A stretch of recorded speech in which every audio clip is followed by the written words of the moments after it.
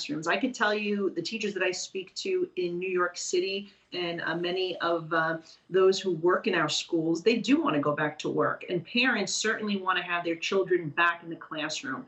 This has been such a traumatic experience for so many children. You know, they miss socializing with their peers. They want to be in class. They want to participate in school athletics. We know that it's taking a mental health toll on our young people. We know that it sometimes affects the nutritional needs of our students. There's so much that goes on in the classroom, in the school environment, that children are missing out on.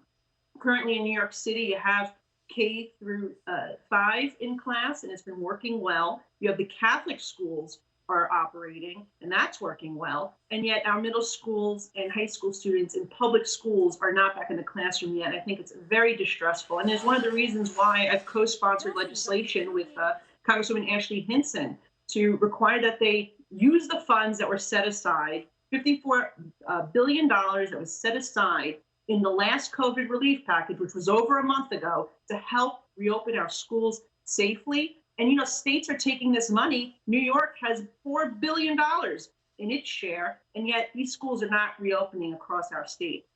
President Biden said, you know, when he was campaigning as candidate Biden, he said he was going to follow the science on COVID. Yeah. The science has said that transmission rates among school students or inside schools are very, very low, in the 1% range. And yet the Biden administration seems content to keep the schools closed. Why? That's absolutely correct. I mean, what we're seeing from our elected leaders is they want to follow the science only when it fits their narrative and what's politically expedient for them.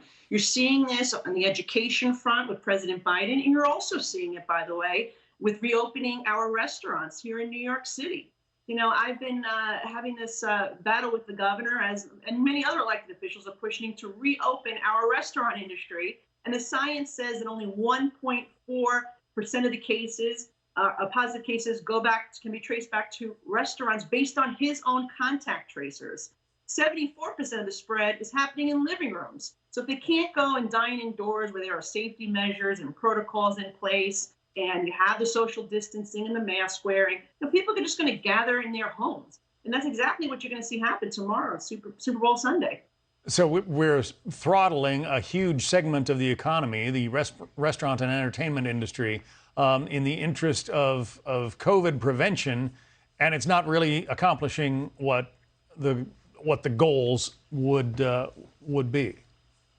Absolutely. Not only is it not accomplishing the goals, but you're encouraging people now to gather in their homes where 74% of the positive cases are occurring. So it doesn't even make sense anymore. We have to have a balanced approach to reopening. We know more about this virus than we did several months ago. There are now therapeutics available. We have the vaccination. We should be focusing on increasing the supply, getting that vaccination to everyone who wants to take it. And we need to reopen this economy, and I don't see that balanced approach, and that's what I'm going to continue to advocate for. It's going to be fascinating to see what happens in Chicago on Monday when the schools try to reopen and the teachers' union is threatening to stay away.